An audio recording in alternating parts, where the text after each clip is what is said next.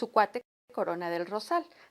El coronel Díaz Escobar recibió licencia del Estado Mayor Presidencial en 1966 y desde ese año ocupó un cargo burocrático, la Subdirección de Servicios Especiales del Departamento del Distrito Federal.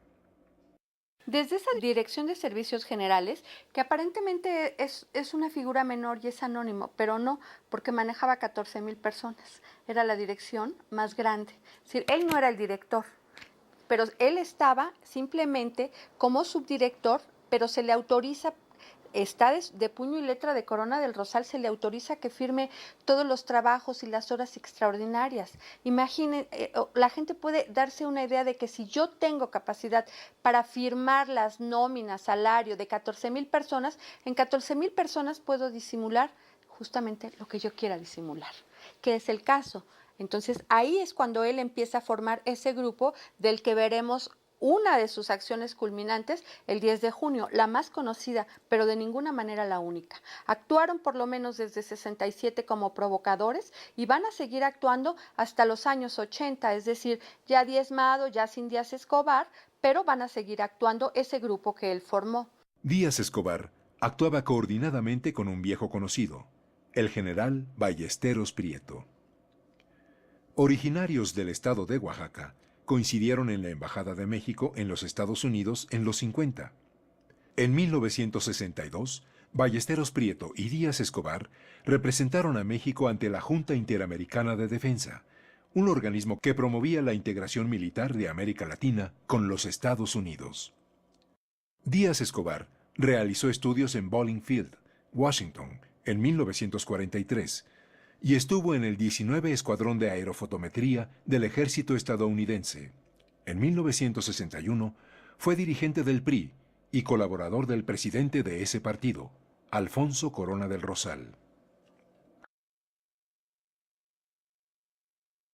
Ballesteros Prieto fue agregado militar de la Embajada de México en Washington, egresado de la Escuela de Mando y Estado Mayor de Fort Leavenworth, en la ciudad de Kansas, así como de la Academia de Fort Bliss, Texas, en donde llevó a cabo un curso sobre tácticas y armas modernas. Desde septiembre ya hay informes de investigaciones políticas y sociales donde dice, desde el Departamento del Distrito Federal se está preparando al grupo de Díaz Escobar para que en caso de que los estudiantes se pongan muy violentos, actúe como grupo de choque. Eso lo dice la Secretaría de Gobernación en septiembre de 1968 y curiosamente da el dato, da el número exacto de los participantes, dice 260 personas. Si uno compara ese número de 260 contra lo que dicen los partes militares del 2 de octubre, sigo pensando que los francotiradores salieron de ese grupo. Tras los sucesos de 1968, Díaz Escobar encabezará a un grupo paramilitar conocido como Los Halcones, entrenado en Estados Unidos, responsable de la matanza de decenas de estudiantes el 10 de junio de 1971 en la Ciudad de México. 2 años más tarde, Ballesteros Prieto será nombrado agregado militar de la Embajada de México en Chile, en momentos en los que la CIA trabajaba para derrocar al presidente Salvador Allende, y un infarto lo sorprende en Santiago durante el mes de enero de 1973. Su lugar será ocupado por su viejo amigo, el coronel Díaz Escobar. No hay casualidades, eso que quede claro. Y ahí tocas otro punto fundamental, la CIA y la diplomacia. CIA, Pentágono, diplomacia. Es decir, ese es otro trío que planea sobre toda la política norteamericana. Y si le agregamos las transnacionales, entonces ahí ya tenemos los 4 pilares fundamentales. La CIA siempre ha fungido de manera muy directa y paralelamente con los grandes intereses de las grandes empresas. No están las empresas por acá y el Estado por allá. No, hay una simbiosis empresa-Estado y se da desde las primeras operaciones de la CIA. Las primeras operaciones de la CIA, recuerde usted, se hicieron precisamente alrededor del petróleo. Y le voy a dar a usted un dato que yo creo que pocas veces se ha dicho en voz alta y que tampoco, naturalmente, es casualidad. La mayor estación de la DINA, de la Policía La policía criminal de Pinochet estuvo en México bajo la protección y el ala de la CIA. Y esa es una responsabilidad muy grande y una violación concreta a la Constitución mexicana. En 1968, los generales Corona del Rosal y Ballesteros, así como el coronel Díaz Escobar, actuaron conjuntamente en actividades clandestinas que buscaban la radicalización del movimiento estudiantil, al tiempo que los medios desataban la guerra psicológica.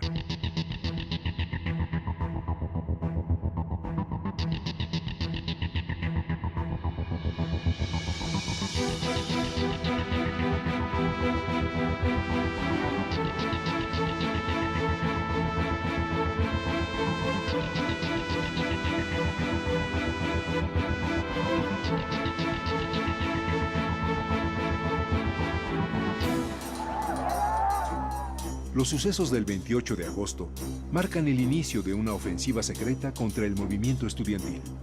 Un conjunto de operaciones dirigidas a radicalizar el movimiento y crear pánico en la población.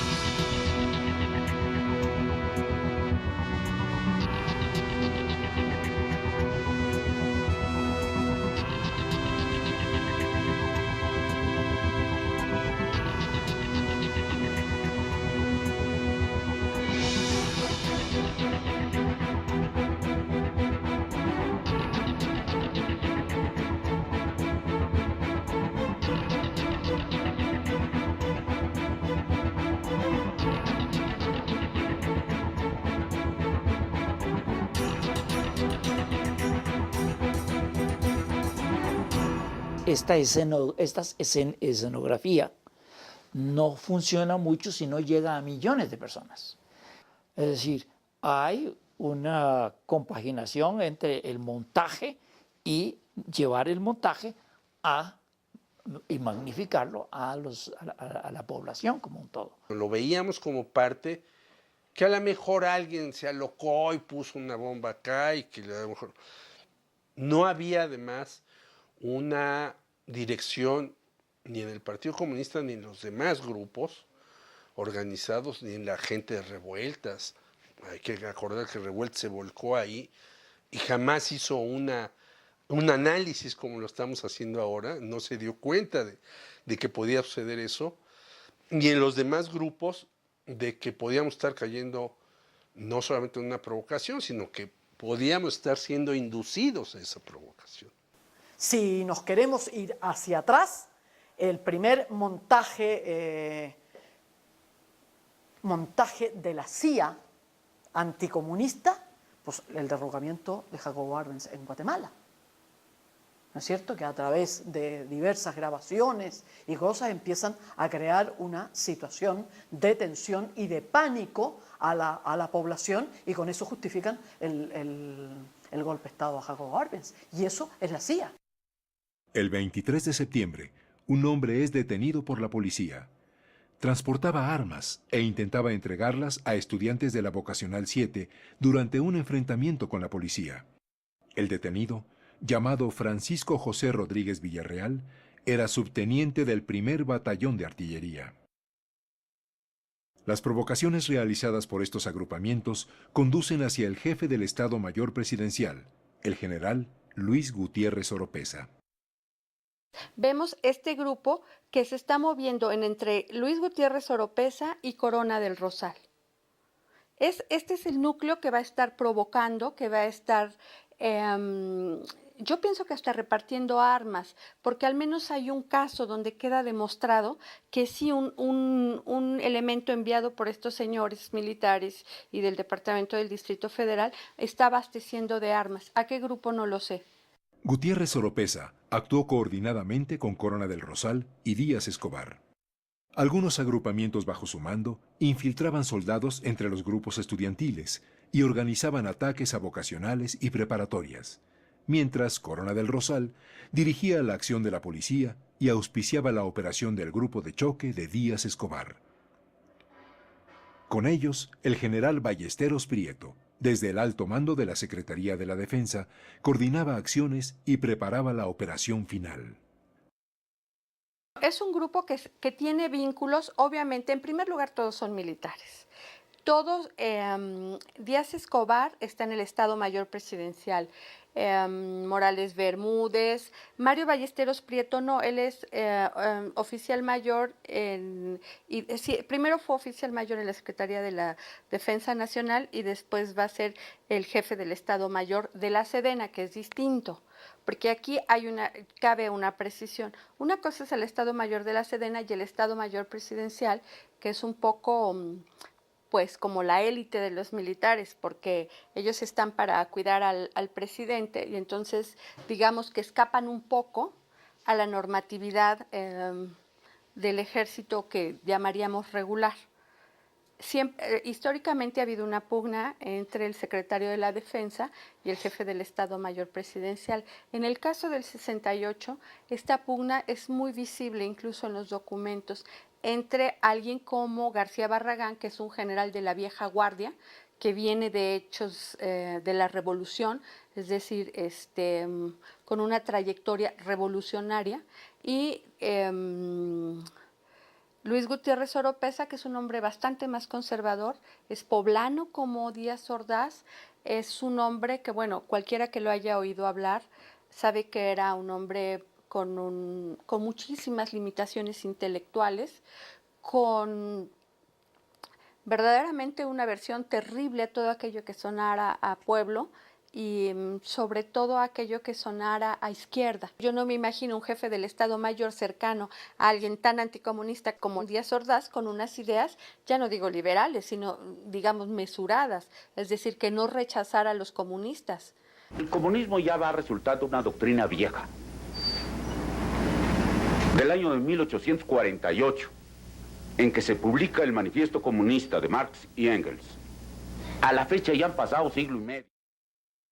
Ya no es pues esa modernidad que los jóvenes toman como una cosa novedosa, es porque no la habían visto antes.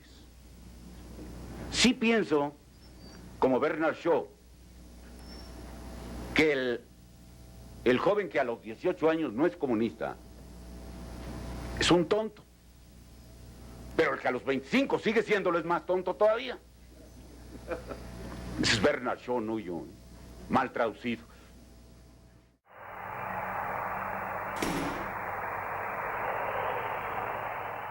El movimiento estudiantil alcanza su mayor ascenso el 13 de septiembre. Cientos de miles participan en la llamada Marcha del Silencio. Más allá de la simpatía por el socialismo y sus símbolos, los activistas enarbolan un pliego petitorio con demandas ciudadanas, piden diálogo e intentan evitar la confrontación con el ejército y la policía. El 18 de septiembre, las Fuerzas Armadas ocupan Ciudad Universitaria. Hay cientos de detenidos.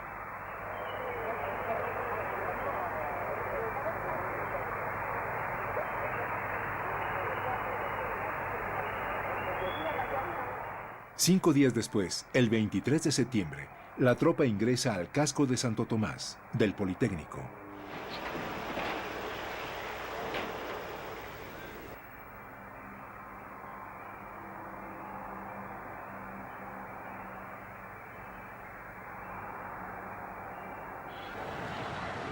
El Consejo Nacional de Huelga convoca a una concentración en Tlatelolco. La fecha, miércoles 2 de octubre.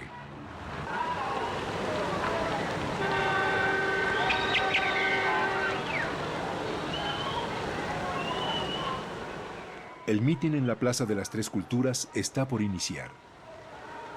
Decenas de francotiradores al mando de Díaz Escobar y de Gutiérrez Oropeza se ocultan en departamentos y azoteas. Cuando las bengalas, lanzadas desde este helicóptero, toquen tierra, el ataque iniciará.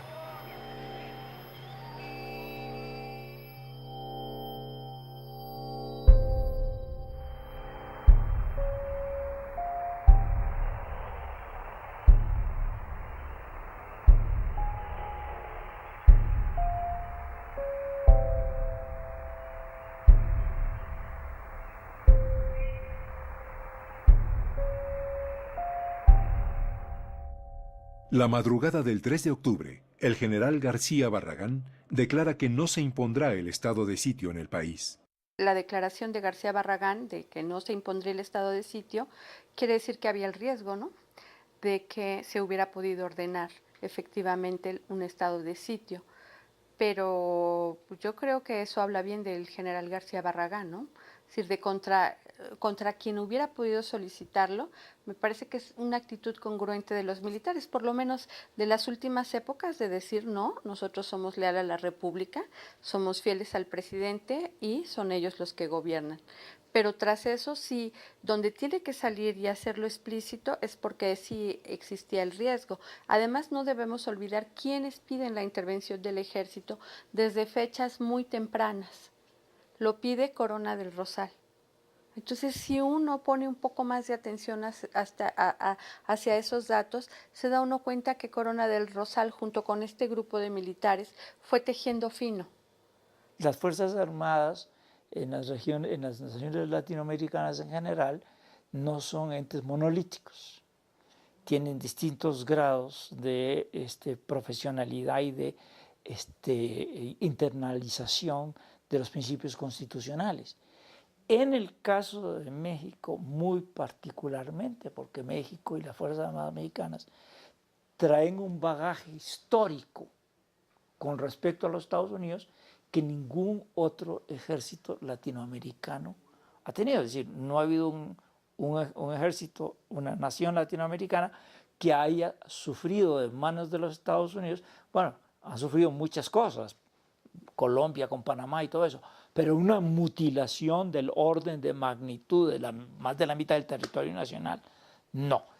Al menos 3 versiones indican que el embajador Fulton Freeman ofreció a García Barragán el apoyo de Washington para encabezar un golpe de Estado. El general Alberto Quintanar declaró en 2004 que la CIA promovió y ofreció asesorar un golpe de Estado y buscar adeptos en el ejército mexicano. No me extraña lo del intento de dar golpe, porque yo creo que quieren deshacerse de un gobierno que tiene estas características de política exterior y de política económica. Eso quieren quitarlo. Lo logran después del 82. Lo empiezan a lograr con la negociación de la deuda y por medio de instrumentos esencialmente económicos, de inteligencia económica. La vieja guardia de los militares, ¿no? Es decir, estos que habían sido partícipes de la revolución de 1910 y más que eso, de hechos de armas desde con el general Calles, etcétera, sí tenían una idea muy clara del peligro que representaba la CIA en los asuntos internos de México, porque ellos lo vivieron. A pesar de que el papel de la CIA en el conflicto de 1968 ha sido desestimado, un antiguo agente de esa central, Philip Agee, en el libro La CIA por dentro, ofrece pormenores de la presencia de esa agencia en México. La estación de la CIA en México era la estación más grande en América Latina. Y no me acuerdo cuántos empleados hubo, pero lo que me acuerdo vagamente era como 35, sin contar algunos fuera de la embajada, como este equipo de apoyo para la DFS. Pero hubo otros grupos o individuos también bajo cobertura no oficial. Y cuando digo no oficial, quiero decir que estaban ahí como profesor o como artista o como cualquier cosa que no tenía que ver con la embajada, hasta turista o hombre de negocio, lo que sea. Y esta gente, bajo cobertura no oficial, estaban haciendo distintas tareas, de acuerdo con la misión de la estación. Entre abril y diciembre de 1968, Humberto Carrillo Colón, consejero